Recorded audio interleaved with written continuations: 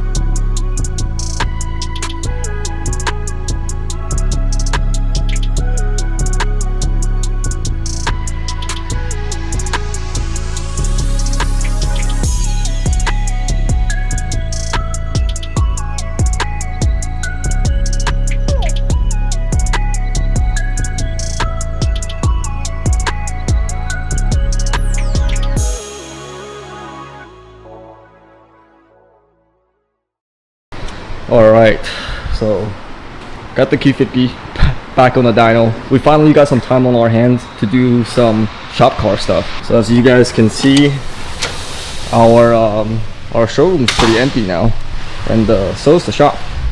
We got like the 2-3 cars in here that we already moved out, got done for the customers. Currently we have this project going on. So this is it's a G80 M3 comp with a Dock Race 72-75 next gen turbo kit. Very nice kit, dual wastegates. It has the Mishimoto intake manifold, port injection, all that. So stock trans though, so we're gonna see how far we can take this. The goal is 900 horsepower and keeping the trans alive. If you guys look kind of closely over there, the Shop Z is about to go on the lift and getting worked on again finally. So we're finally doing VR30 stuff again. Anyways, nothing's changed on this car yet other than the exhaust that we showed in the last episode. Still the stock downpipes, and of course we have our valved dual 3-inch catback. So I'm gonna dyno it just the way it is, stock tune everything, and see if the exhaust by itself made any difference. We do have a baseline from before when we put the car back together from the first episode. That was in cooler weather than today, but it made just over 300 horsepower and 303 torque, which is perfectly healthy for a non-red sport Q50 on this dyno. So we'll see if it gained any power, lost any power, and we're also, afterwards, I'm gonna do something cool and show you guys what these cars do with our off-the-shelf or OTS tunes that a lot of people always asked about. It is very popular. Basically, it's a tune you buy from us. You still have to buy the Accutech license, the Accutech kit, but instead of doing revisions with us for a custom tune, if you have a simple setup, or even a stock car, which this is, and you just want a tune that you just flash once and forget about it, and get easy power, the OTS tune's for you. We sell a lot of those tunes, and people do always ask what they make. We've always told them about 400 horsepower. We have the perfect car to test stuff like this, which is awesome having a Q50 here at the shop. Before we start, let's check the oil. If you're highly modified, especially on the VR30, I would do this at least once a week. This is fresh oil because we just put this in with the motor. So yeah, and then the coolant's good. Our engine coolant's good, right between minimum and max, and so is the charger coolant, and we don't have any P114 AC codes. So yeah, car's ready to go.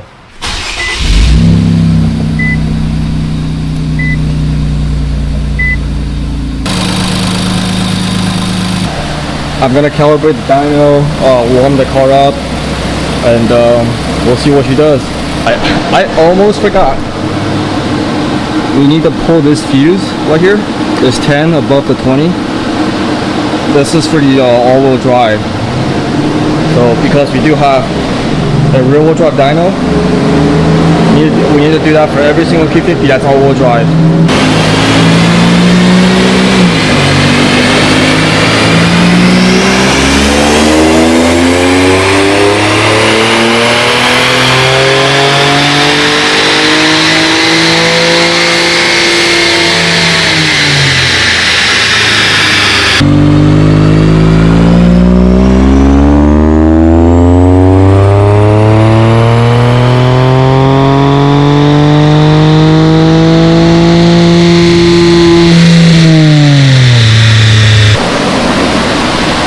So that's interesting. It looks like off the hit it started making a lot more power. I'm assuming because there's less back pressure, so it boosts us up a lot higher. But then up top it's kind of dip down. So and I just confirmed with Hussein. I sent him a log of this. This is on a stock tune, but with Racebox added, so we can actually log and see all the parameters. We're seeing a lot of throttle cut from 4,000 RPM and up towards redline. That's why power is down. So this is a great kind of representation to show you guys why with a bigger exhaust on a car like that came with like a tiny exhaust. If you modify the exhaust, you need a retune, or else you're not really getting any benefit other than sound. But I'm gonna run it back to back again, see if the ECU maybe learned the new bigger exhaust.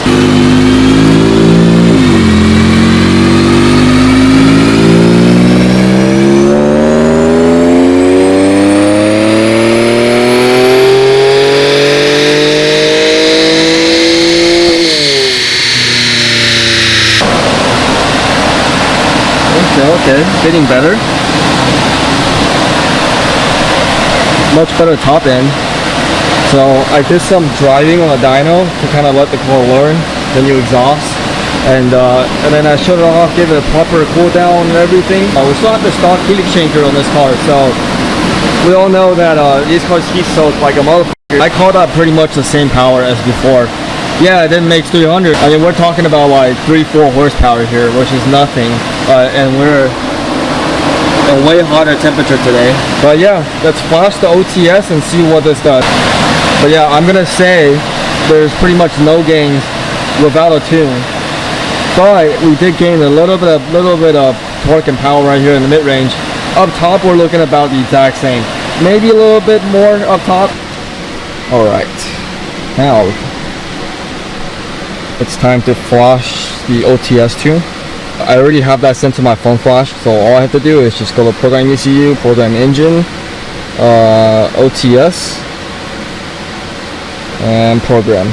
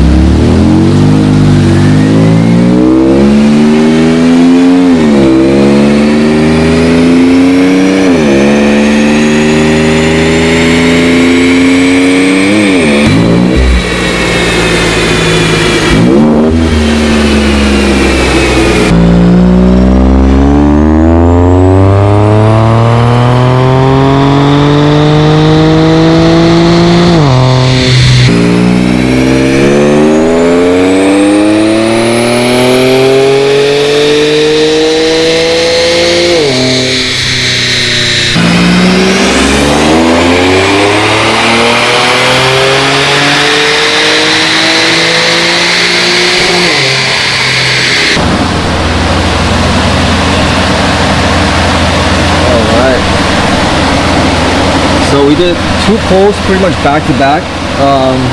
We got 392 horsepower, 393 horsepower, and 457 wheel torque. That's that blue line right there. And then I ran it back, but the car got pretty hot. So we're looking at, yeah, the charger coolant temps at like, it went to about 140. Now it's going back down to 133. So charger temp was, you know, never below 110, but that's the best we can do right now in this weather. So the second run did lose some power to about 387, 452 torque. Not bad though. Still, it's not like the car is completely dead. It's just the car heat soaking on the stock heat exchanger. So definitely one of the most important mods to do is the heat exchanger. So that is gonna be another episode. But today, now we have the OTS results with the stock downpipes and the catback. We're gonna do the lower downpipes install now, and then run the exact same tune. Hopefully we can get it all done today, so we can get all the results and compare.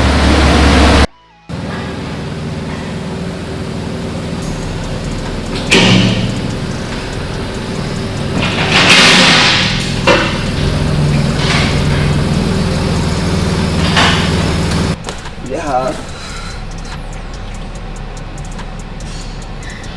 The pipes. Anyways, these are the Boosted 6 lower downpipes.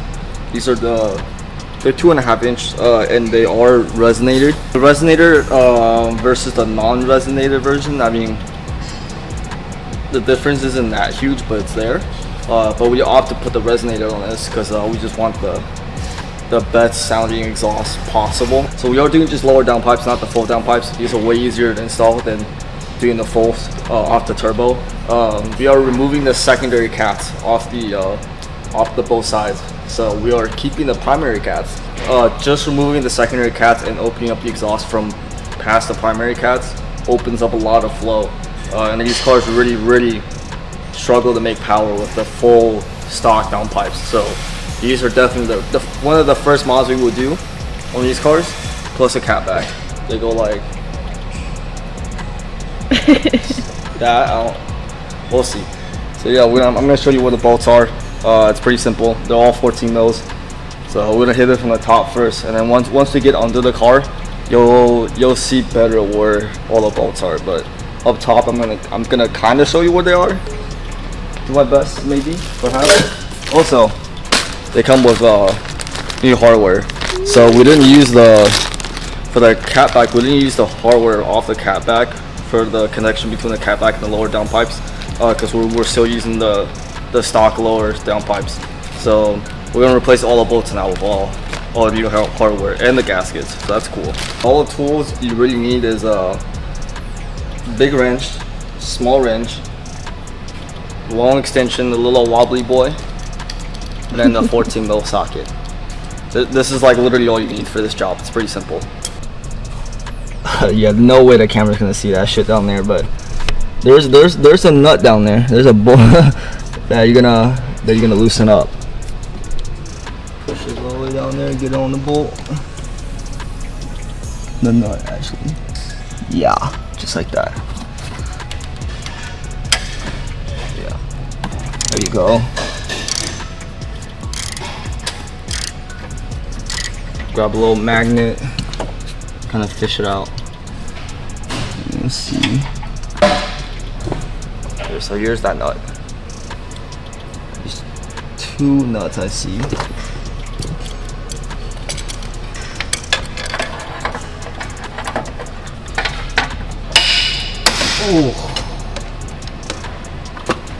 Oh my god, look at all the dust coming out. That's wild. There's another one.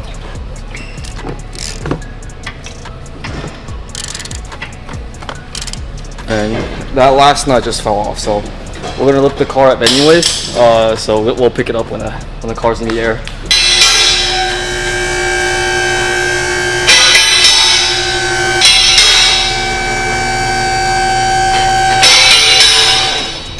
Now both sides will have one more bolt, one more nut actually that's facing this way. So you're gonna find it right here. You can see this one right here. This one right here. Just gonna hit it.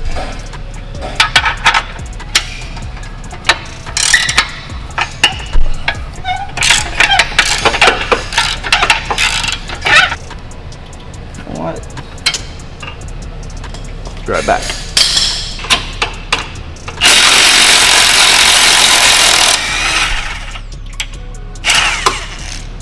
Yeah.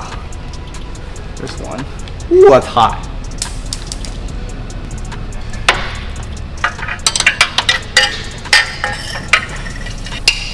Oh. Ooh.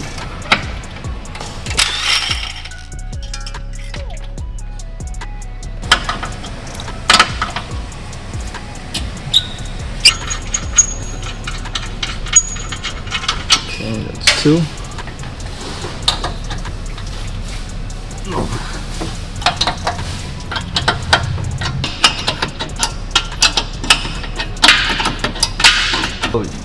So usually if you have a stock catback, it would be easier if you remove the Y pipe here first, but this is an aftermarket exhaust and we have a lot of wobble room. So I'm just trying to see if I can just do this without removing it. It's 16.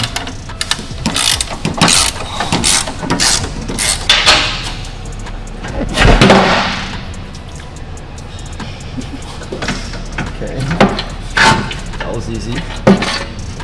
But here's the driver's side, so you can see how this stud is facing up. So the nut we took off was from the top side, and then it has a matching stud coming from the upper downpipes coming down. So that's why the other nut is on the bottom. So that's one side. Oh, that's why it throws those secondary O2 codes. There's no secondary O2 sensors on this bitch at all. No, it's the first one, the primary one's in the turbo. Yeah, but the secondary ones, that's why we get those fucking codes. Oh, there is no secondary one? Dude, it's plugged up. So it's got plugged up? Yep. That's fucking crazy. Well, not like we need it anyways. They're just secondary freaking I wonder O2s. why it was plugged though. And look how tiny they are. Versus the gasket we have on there. Look at this. Wait, come this way. So, downpipe, catback. So, eventually we're gonna get these two to match. So, we're gonna put 2.5 inch downpipes for now, but eventually we might do 3 inch full downpipes. So, the diameter will match. But that's how small that's how small the stock exhaust is versus a 3 inch. So, think about that next time you're thinking about your size.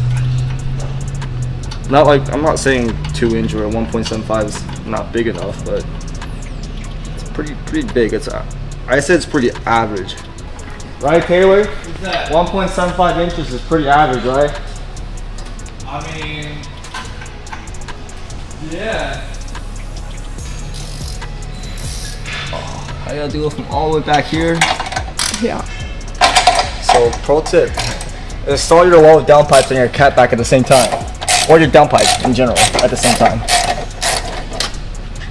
You don't have to do this shit twice. Do this one-handed. There you go. There she goes. Alright, so here's the downpipes side by side. So, obviously, for whatever reason, when this used sketchy ass motor we bought was put in, the secondary O2 sensors were removed and we just plugged them up. Well, I don't know who did it, but that's the way it came. Because otherwise, you will have to remove the O2 sensor and transfer them over to the new downpipes. And then you have to follow the harness into the engine bay, disconnect that so you can drop the downpipes. I think for our purposes, because this car is already tuned, and we can just disable the sensors anyways, the secondary sensors anyways, because they don't do anything when it comes to how the car functions. The primary O2 sensors are what's doing the work. I will leave the plugs in and not worry about the sensors. So just to make the install super easy for us, the stock downpipe, and on the right is the 2.5 inch downpipe. So pretty big difference here. And over here you can see the top side better. So this is the passenger side, this is the driver side. The driver side only has 2 studs and nuts. One's coming from the upper downpipes, one's from the lower. On the passenger side, there's 2 studs coming from the lower downpipes, and then 1 from the upper downpipe going this way. So there's 2 nuts up top you have to remove on the passenger side, and only 1 on the driver's side. So that's something I couldn't really show you because it's like impossible to get a camera in there of how tight the engine bay is, but at least now you can see how they are. B6A Autowerks. I don't know why every freaking automotive company always spells Autowerks all funky and weird. Instead of just, you know, in American, they put Autowerks like they're trying to be quirky and shit. So I don't know. Just a little goofy ass name. Crash kind of quirky. Yeah, he's a little goofy too. Like over here, we're gonna put that right there and that right there, and go boom.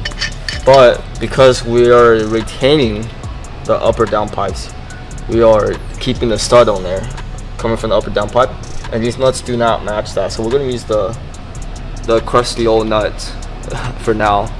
They'll work. It's fine. So if you do replace them later on, then you can replace all the hardware. But for right now, I think that's the easiest and that's the simplest way we can do this. Grab this. Grab that. Okay. I'm gonna put the bolt from up top. Yeah, so it sits there.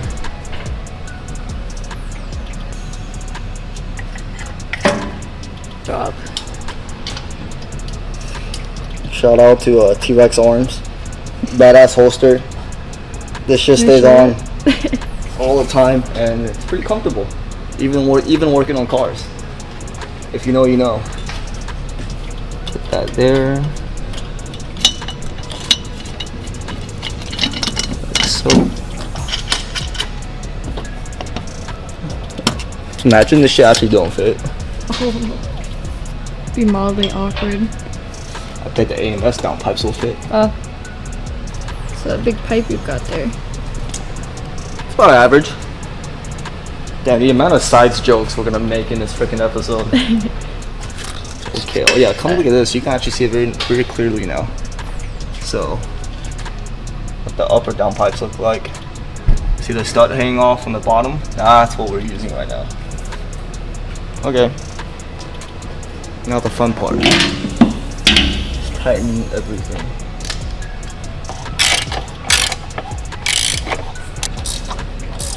The installs you see in these videos do not reflect our actual shop work. Yeah, if you were a tech, we'd be screwed. Yeah.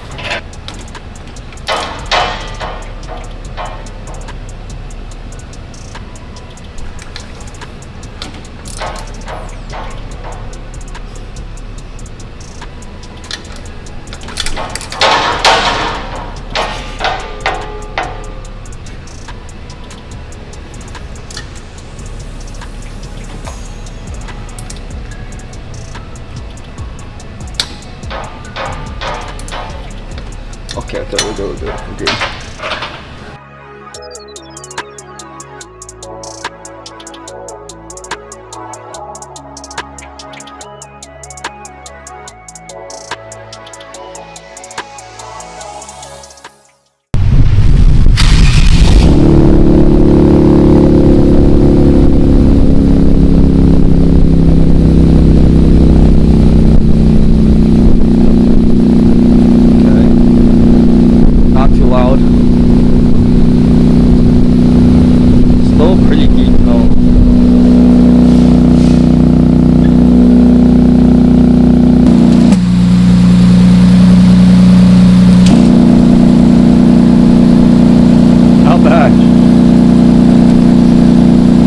Scared it's gonna be a little raspy, but we'll see once we actually get on it and hear what it sounds like.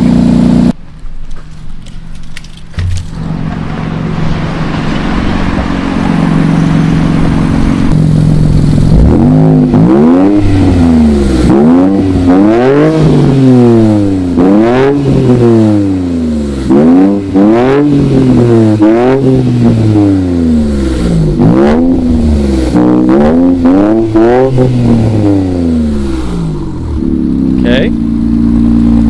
Alright, try again. Valve's closed.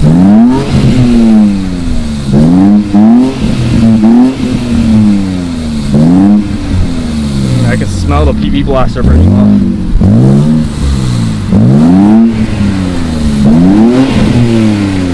Okay.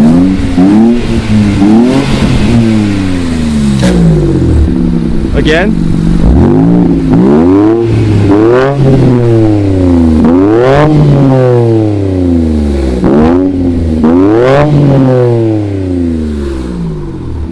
Okay. Car's back on the dyno, and I put up the last, the OTS one from before the lower downpipes, and then we're gonna run it with the exact same tune.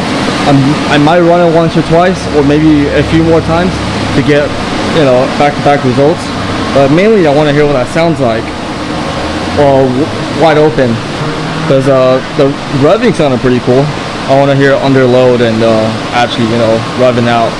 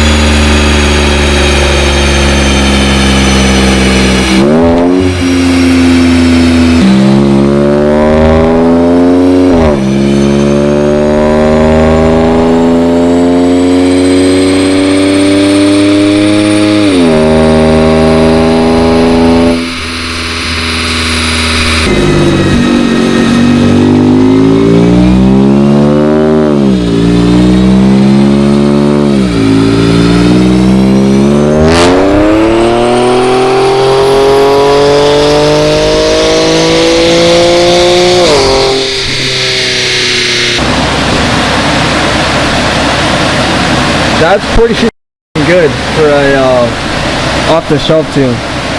But granted, the exhaust really helped, and the cars run pretty cool because this is the first one of the day. But if I do more pulls, this power will go down for sure. So, I mean, shit. I'll run it one more time just to be sure. I mean, I know it's gonna make less on the next pull just because it's gonna be a heat soak by now. And then at the end, I'm allowed to cool down a little bit, and I'm gonna run it one more time, but with the valves closed, just to see what it does, just for science.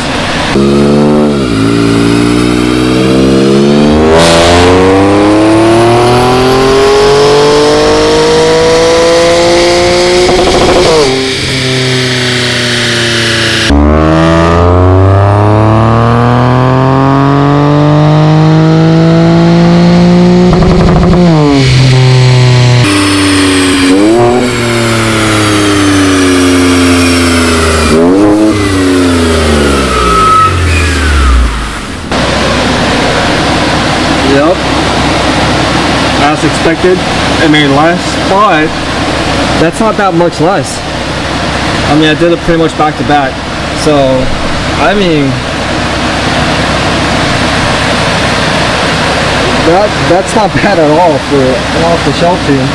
You just flush and done, and it's able to compensate from stock downpipe to the lower downpipes. Which again, that's a huge gain right there throughout the entire power band, from compared to the blue graph from the stock downpipes. That is huge. So yeah, I'm happy with that. I'm sure that's actually more than what we advertise the OTS tunes to do. We pretty much always say around 400 horsepower, but this is great. So not bad at all.